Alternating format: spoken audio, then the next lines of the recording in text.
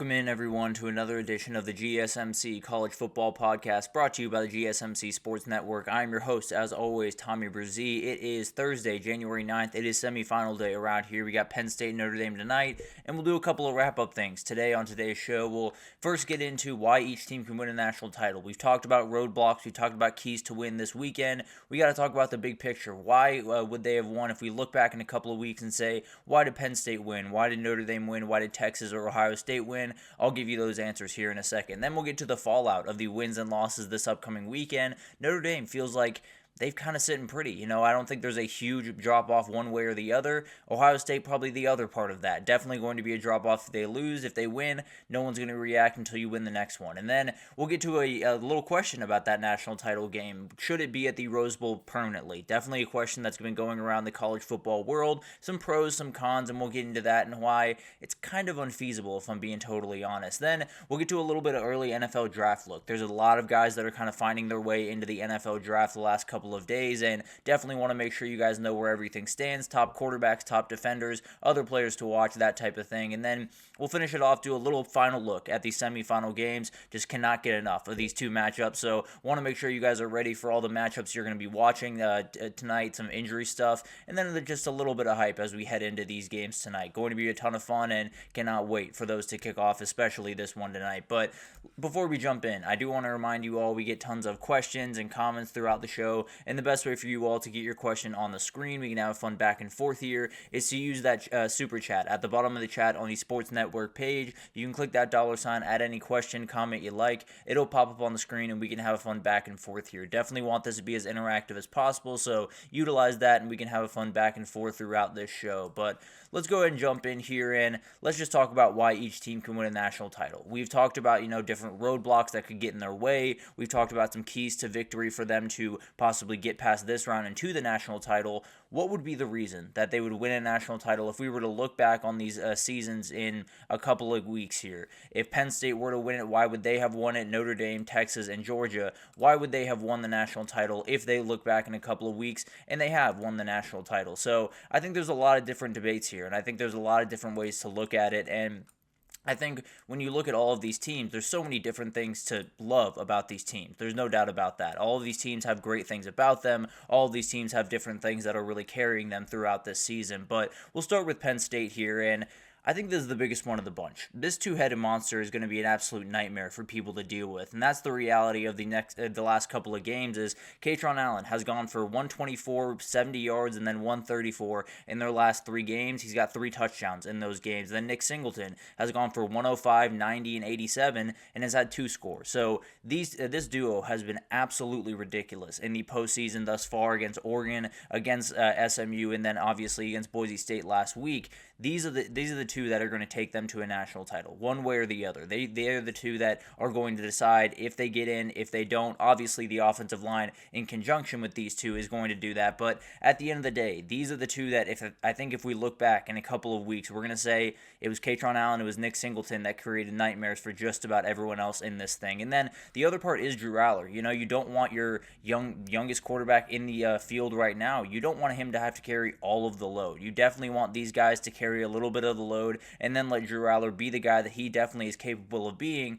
These two guys definitely need to be the ones that carry the load initially, and then obviously Penn State can take over in some different respects later on. But I think when we look back, at least offensively, it's going to be these two, number 13 and number 10, leading the way to a Penn State national title. And then on the defensive side of the ball, it's the game wrecker. The guy that I think is the best defensive player left in this thing, the guy that I think can truly just deliver Penn State a national title. He is an absolute difference maker in every sense of the word. He is a dude that can take over every single game you play in. Now, the question is, will he be a full go tonight? I think he is going to play. Is a game time decision, but I have to imagine that number 11 is not going to be able to stay off that field. And the other big part of this is the O-lineman that he is likely going to face is Anthony Knapp tonight, very talented freshman All-American. Kelvin Banks, going to be a first-round pick, probably a top 10 pick here in April. And then Donovan Jackson. And then you have some other guys on the other side. You have Josh Fryer for Ohio State. You have Cam Williams, another first-rounder for Texas. You have very, very talented guys. Maybe Charles Jagusa gets a little bit of run at tackle for Notre Dame tonight. So a lot of different guys that he's going to have to deal with that are going to have to deal with him, probably more likely, but he's the guy that can totally change everything. He's the guy that can chase down Riley Leonard in space tonight. He's the guy that in the possible national title can make Quinn Ewers and Will Howard's life just an absolute nightmare. And then for Notre Dame, they are who they are. They are not going to change that. You will not see a new Notre Dame tonight. You will not see Riley Leonard throw the ball 35 times. You will not see Jeremiah Smith not get the ball tonight. Jeremiah Love, not get the ball tonight, because the reality is that's just who they are, and it's a really beautiful thing to watch. When you talk about old school hard-nosed football, that's what they're playing over there in South Bend, Indiana, and they've been incredibly, incredibly good at it. I fully understand that maybe the schedule hasn't been the toughest thing in the world, and people had a lot of questions, including myself, going into this thing. I didn't even pick them tonight, so I am going to lean towards Penn State in this one, but the reality is they are going to attack you on the ground. They're going to be very disciplined on defense. They're not going to give you a lot of mistakes, and they're going to find a way to win the margins. That is the way that they play football. That is the way that Marcus Freeman has taught them to play football, and he's become one of the best head coaches in the country because of it. It's been incredible to watch this team go about their business and really just not be phased, not change who they are, not change the way that they go about business, because a lot of other people are doing it differently. They're going to play Notre Dame football, and no one's going to get them off of that, and that is a huge reason why they're here. That will be a huge reason why they win the national title if they do, because their execution and what they do is exactly how they're going to go about business, and they do it about as well as anyone in this field right now. The other part of this is I think they play the best three-phase football you have seen in the entire country right now, because when you look back at that Ohio State game, that Georgia game a couple of weeks ago, when you look back at that Georgia game, you had 2 field goals, you had the kick return. They essentially won the game. Special teams essentially won that game for them. Mitch Jeter, since he has gotten healthy, has been incredibly, incredibly better than he was in the regular season. Came into this thing around 50% on field goals and has only missed 1 in the first 2 games. Definitely a huge piece of this, where you have a Notre Dame team. You know they're going to be really good on defense. You know they're not going to make a lot of mistakes on offense. These are the margins. You know, the special teams are the margins, the penalties, the turnovers, those types of things are going to be the things that Notre Dame tends to thrive in, and if they're going to win a national title, they have to thrive in all 3 different phases, offense, defense, and then obviously special teams to get everything together. For Texas, the biggest thing is this defense is going to give you shots, even against a team like Ohio State who's off just going insane as of right now. I think this defense will give them chances to win on Friday. The question is, will the offense take it? And that's kind of been the question all year. You know, against A&M, Clemson, Arizona State, they had a goal line stop that really gave them a little bit of control in this game, kept them in a position to be very much in a position to win that game. Obviously, Arizona State was able to overcome that and come back, but in the A&M and Clemson game, those stops were the game at the end of the day, and this back end has been absolutely incredible, one of the best in the country. They're going to have to deal with a lot against Ohio State, but the reality is this defense is one of the very best in the country. They've been able to heat up quarterbacks like really no one else. They've been able to play coverage on the back end like no one else, and they will give this offense opportunities. Possibly, maybe it has to be a little bit earlier in the game because maybe this offense kind of wears them down, doesn't stay on the field as much as they should, but the reality is this Texas defense will give them chances to win.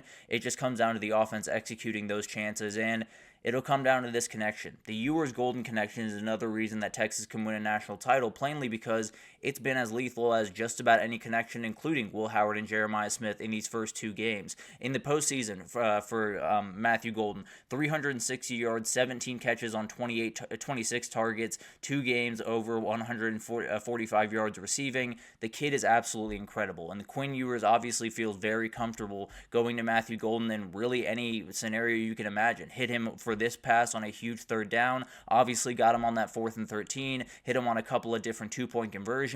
Very, very important player as you get throughout the rest of this tournament, and the reality is sometimes you just need that one guy where you can say number 2 is going to be down there, he's going to be able to make a play, you throw it up to him in single coverage, he's going to make a play a lot of the time. So when you look back at the Ohio State game, if Texas is on top, I have to imagine that Matthew Golden had a huge reason for that, and I have to imagine he'll be a huge reason if they find a way to win that national title. And then we got Ohio State, and it starts with the matchup nightmares. Those 2 guys are just absolutely ridiculous to guard. Obviously, Jeremiah Smith is the guy. He is the guy that is going to be an absolute nightmare. I've seen some different people try some different things about how they could possibly defend him tomorrow. The reality is there's no good way to defend him.